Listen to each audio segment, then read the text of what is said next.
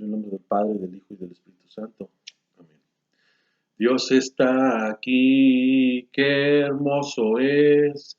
Él lo prometió donde hay dos o tres. Quédate, Señor, quédate, Señor, quédate, Señor, en cada corazón. Quédate, Señor, quédate, Señor. Quédate, Señor, en mí, en mí, en mí. En el nombre del Padre, del Hijo y del Espíritu Santo. Amén. Paz y bendiciones de parte de Dios Padre y de Jesucristo el Señor. Un gusto nuevamente poderles seguir compartiendo estas enseñanzas de las cuales yo he recibido. Vamos a hablar hoy de el tema se llama Amar es sufrir. ¿Sí? Amar es sufrir y así se llama. ¿Por qué? Porque esta situación está ligada. Amar es sufrir, claro que sí. Claro que sí. ¿Por qué lo digo y lo confirmo de esa manera? Porque Dios mandó a su único Hijo, Jesucristo, el Salvador del mundo. ¿Sí? Es la máxima de expresión de amor más grande que ha existido y que no será superada jamás. ¿Sí? Jesús vino y dio su vida al mundo. Jesús significa Salvador. Jesús vino y dio su vida por mandato del Padre, ¿sí? Es la máxima expresión de amor. Vino a ponernos el ejemplo de decirnos que sí se puede amar hasta el extremo, aún en el sufrimiento. Sabemos de la pasión, todo lo que pasó nuestro Señor Jesucristo, pasión, muerte y resurrección, todo, y fue un sufrimiento que Él cargó a cuestas, ¿sí? Por eso va ligado el amar en sufrimiento. Lo voy a reiterar, lo voy a exponer en cuestión de la fe. El amar es sufrir, no en una relación sentimental que también encajaría, ¿sí? En este sentido. Pero yo lo voy a enfocar en cuanto la enseñanza, en cuanto a la doctrina, en cuanto a nuestro Señor, porque después de todo, nuestro Señor debe ser el centro de nuestras vidas. Por eso la importancia a quien merece, ¿sí? Y voy a dar lectura a Juan 3:16, porque aquí es la máxima expresión de amor que Dios tuvo a sus hijos. Así amó Dios al mundo, le dio al Hijo único, para quien cree en Él no se pierda, sino que tenga vida eterna. Dios no envió al Hijo al mundo para condenar al mundo, sino para que se salve el mundo gracias a Él, gracias a nuestro Señor Jesucristo. Palabra de Dios. Vemos claramente cómo Dios Padre en primera persona mandó a su único Jesucristo Salvador, que siendo Dios Jesús también, que fue encarnado. Por amor, vino a salvarnos, pero eso implicó un gran sufrimiento también, ¿sí? Voy a darles lectura a algunas citas bíblicas con respecto a esto. Primera de Pedro 3:10. Primera de Pedro.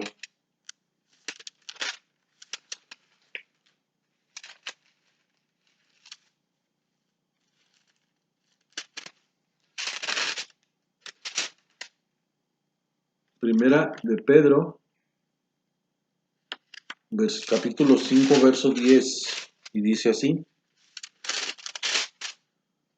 Dios, de quien procede toda gracia, los ha llamado en Cristo para que compartan su gloria eterna, para que compartan su gloria eterna. Y ahora, deja que sufran por un momento, deja que sufran por un momento, con el fin de amoldarlos, afirmarlos, hacerlos fuertes e inconmovibles. Gloria a Él por los siglos de los siglos. Amén. Aquí no es más que una radiografía de lo que estamos viviendo actualmente, si es que analizaron el texto bíblico, ¿sí? Y le voy a dar nuevamente lectura. Dios, de quien procede toda gracia, los ha llamado en Cristo para que compartan su gloria eterna, para que compartamos su gloria eterna. ¿Por qué? Porque fuimos criados por Él y para Él. Y lo que es bueno no puede ser malo. Y si Jesús, Dios en segunda persona, vino por nosotros a rescatarnos, es porque no quiere que ninguno de sus hijos se pierda. ¿Sí? Por eso dice, compartan su gloria eterna. ¿Qué implica compartir su gloria eterna? Hacer un esfuerzo, someternos a ese ser supremo para compartir su gloria eterna.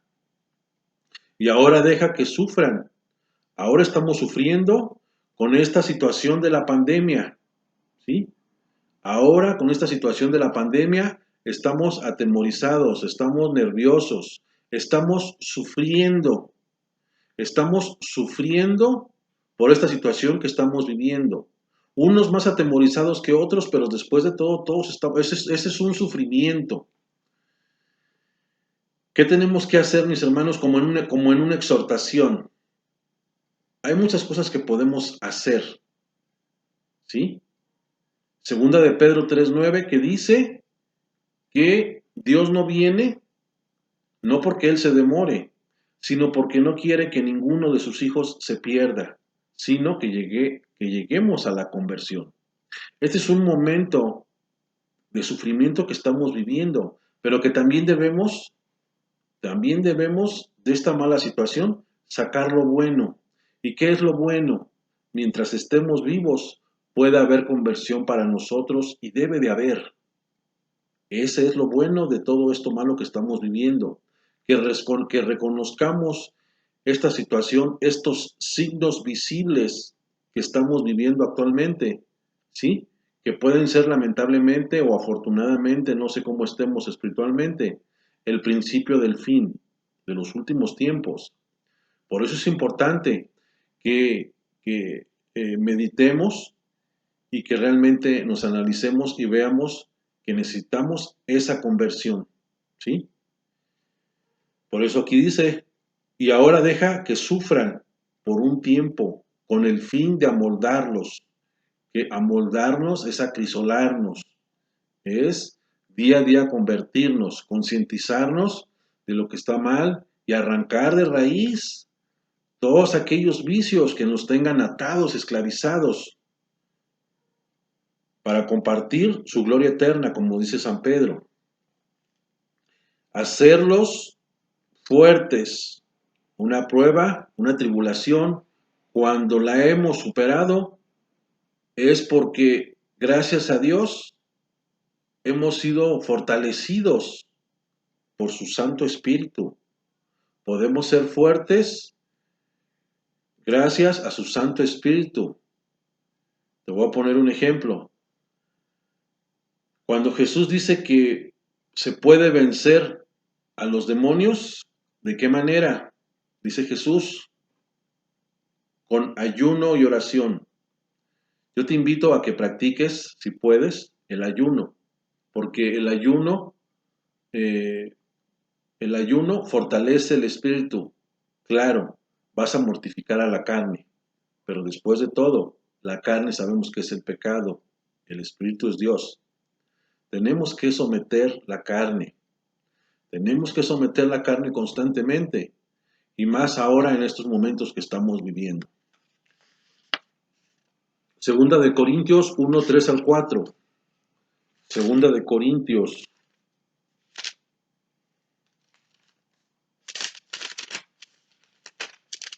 Segunda de Corintios 1:3-4. Bendito sea Dios, bendito sea Dios, Padre de Cristo Jesús, nuestro Señor. Padre lleno de ternura, Dios del que viene todo consuelo. Él nos conforta en toda prueba. Él nos conforta en toda prueba, para que también nosotros seamos capaces de confortar a los que están en cualquier dificultad, mediante el mismo consuelo que recibimos de Dios. Palabra de Dios. de cualquier dificultad mediante el mismo consuelo que recibimos de Dios. Sabemos que después de todo, Dios puede permitir situaciones difíciles, adversas en sus hijos, para que muchas veces sabemos que Dios nos puede probar. ¿Por qué? Porque Jesús, o Dios nuestro Señor, no nos tienta. La tentación es del maligno. ¿Sí? Lo que hace Dios nuestro Señor es probarnos, para probar nuestra fe. Este puede ser un momento de prueba también. Tenemos que pedirle a Dios que nos dé el discernimiento para poder saber si esta situación que estamos viviendo es del maligno o que Dios permite estas tribulaciones, estas pruebas, para fortalecer a sus hijos. Por eso es importante lo que les acabo de decir. No dejemos la oración, no dejemos de ir a misa, de tomar su cuerpo y su sangre. Es importante que sigamos fortaleciéndonos. Es importante que también hagamos ese ayuno, que también es un sufrimiento la abstención, ¿sí? Pero también en otro sentido, el amor es sufrimiento, es que si estamos encadenados, esclavizados a tal o cual pecado, hemos amado ese pecado, porque seguimos viviendo esclavizados, vivimos unidos a ese pecado que podemos llegar a amar, ¿sí? Pero por, por glorificación a Dios y para nuestra propia santificación, va a ser un sufrimiento también que si yo soy que si yo soy un borrachales, para mí es un sufrimiento dejar el alcohol. Si yo andamos en la fornicación, va a ser un sufrimiento dejar lo que hemos llegado a amar, que aunque sea pecado, pero después de todo, hemos llegado a amar. Somos amantes muchas veces del pecado, cualesquiera que sea el pecado, ¿sí? Por eso el amor es sufrimiento, por eso el amor es sufrimiento. Por amor, por amor a Dios nuestro Señor, si es que hemos reconocido a Dios en nuestras vidas, tenemos que dejar todo aquello que es pecado, que nos va a causar un sufrimiento, sí, sí nos va a causar un sufrimiento. ¿Por qué? Porque puede traer algunos daños psicológicos momentáneamente, pero por amor a ese Jesús que sigue dando la vida por todos nosotros, tenemos que brindarnos unos a otros y tratar de agradar a Dios nuestro Señor. No basta, ya no basta en este tiempo, en este momento, decir que nos llenemos de peticiones. No basta. Te pido por mi hermana, te pido por esto, te pido por esto otro. No. Ya basta de que seamos hombres de peticiones. Dios nos conoce a cada uno de nosotros. No basta que nos llenemos de peticiones. Si tú realmente has experimentado el amor de Dios y has reconocido a Jesús en tu vida, creo que es el momento de que tú te brindes a ti mismo y le ofrezcas lo mejor de ti. Somos pecadores, pero que hagas un esfuerzo, o sea, de esto que estamos viviendo, que hagas un esfuerzo tú, ¿sí? Que realmente por amor, que es un sacrificio, que es un sufrimiento, va por ese Jesús que siempre está ahí con nosotros.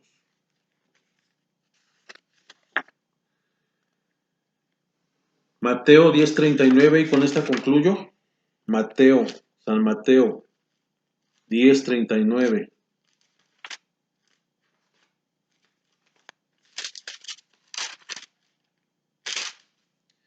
Y dice así, lo voy a leer desde el 38. El que no carga con su cruz y viene detrás de mí, no es digno de mí. Vuelvo a repetir, el que no carga con su cruz y viene detrás de mí, no es digno de mí. ¿Qué quiere decir cargar con su cruz? Muchas veces se tiene malentendido esto de que diga uno, es que mi matrimonio es una cruz. No, eso no es una cruz. No. Una cruz es la fragilidad que somos nosotros, ¿sí? El que no carga con su cruz. ¿Por qué? Porque la cruz es algo pesado. Nuestro Señor cargó su cruz sin necesidad, pero ya estaba escrito que tenía que ser así.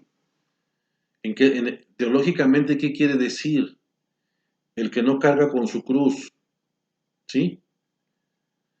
Por ejemplo, la situación que estamos viviendo, ¿cómo es cargar la cruz? Aceptar la situación que estamos viviendo, por ejemplo, pero no renegar, no maldecir. Todo ese sacrificio, ofrecerlo a Dios nuestro Señor y ponerlo a los pies de su cruz. Que sea esta situación un momento de glorificación. Y si nosotros aceptamos con gusto, reconociendo que Dios ha permitido eso y que puede ser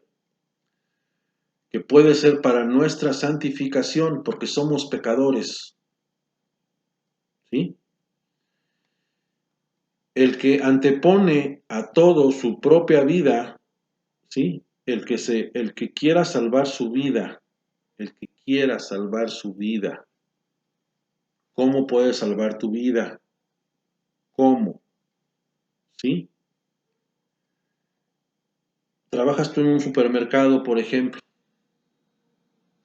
pero tú robas, tú quieres estar por arriba de todos, ¿sí? Sobresalir.